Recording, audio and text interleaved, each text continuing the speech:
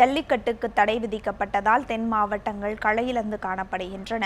இரண்டாவது ஆண்டாக இன்றும் பாலமேட்டில் ஜல்லிக்கட்டு நடத்தப்படாததால் பொதுமக்கள் பெரும் சோகத்தில் ஆழ்ந்துள்ளனர். இதுகுறித்து கூடுதல் தகவல்களை அங்கிருக்கும் நமது செய்தியாளர் வினோத்திடம் கேட்கலாம். வினோத், பாலமேட்ல தற்போது நிலைமை எப்படி இருக்கு? வணக்கம் பனிமலர்.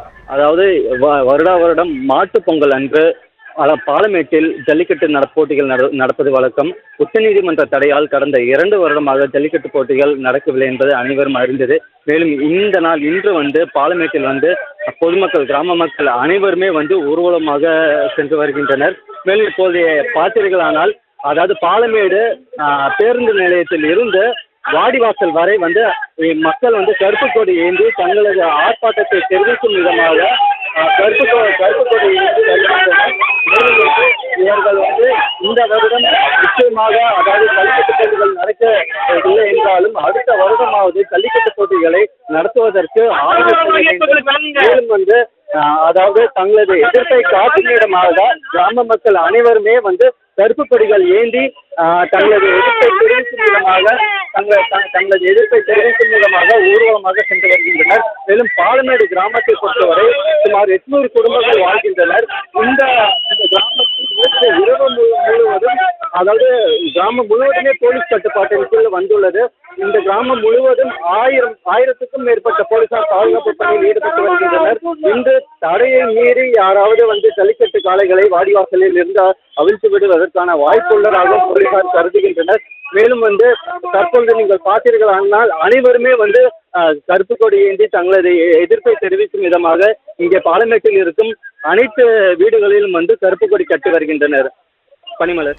வினோத், இப்போ பார்த்தீங்கன்னா பாலமேட்லே ஆகட்டும், அலங்காநல்லூர்லே ஆகட்டும், ஜல்லிக்கட்டு நடக்கிறதுக்கான அனைத்து ஏற்பாடுகளும் செய்யப்பட்டு தயார் நிலையில் இருந்த சூழ்நிலையில் அதற்கான இடைக்கால தடை வந்துச்சு. இப்போ அந்த ஏற்பாடுகள் எல்லாம் செஞ்சவங்க மக்கள் அது பற்றி என்ன சொல்கிறாங்க? அவர்களுக்கு மிகப்பெரிய அளவில் இழப்பும் ஏற்பட்டிருக்கு. அது பற்றி என்ன சொல்கிறாங்க? நிச்சயமா பனிமலர். இப்போ நீங்கள் பார்த்தீங்கன்னாக்க, அதாவது இப்போ நான் நின்று கொண்டு இருப்பது வாடிவாசல் பகுதி.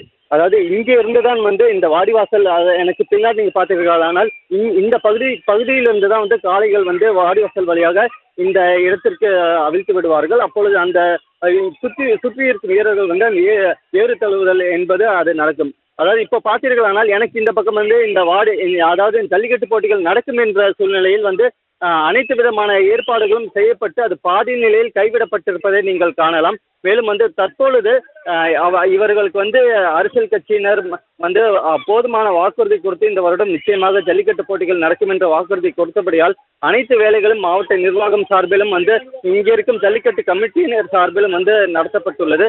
தற்பொழுது உச்சநீதிமன்றத்தின் தடையினால் இந்த பணிகள் பாதியிலே நிறுத்தப்பட்டுள்ளது. இந்த பகுதி மக்களை மிகுந்த மன வருத்தத்திற்கு உள்ளாக்கியுள்ளது பனிமலர். மேலும் இது பற்றி பேசுவதற்காக நம்மிடம் இந்த பாலமேட்டை கிராமத்தை சேர்ந்த ஒருவர் உள்ளார். அவரிடம் மேலும் இது பற்றி கேட்கலாம். ஐயா சொல்லுங்க. அதாவது இந்த பணிகள் நடக்கும், ஜல்லிக்கட்டு நடக்கும் என்ற உறுதி அளித்த பிறகு இந்த பணிகளை செஞ்சிருக்கீங்க. இப்போ இன்னைக்கு ஜல்லிக்கட்டு நடந்திருக்கணும், ஆனா நடக்கல. உங்களுடைய மனநிலை எப்படி உள்ளது? நீங்க என்ன சொல்ல விரும்புறீங்க?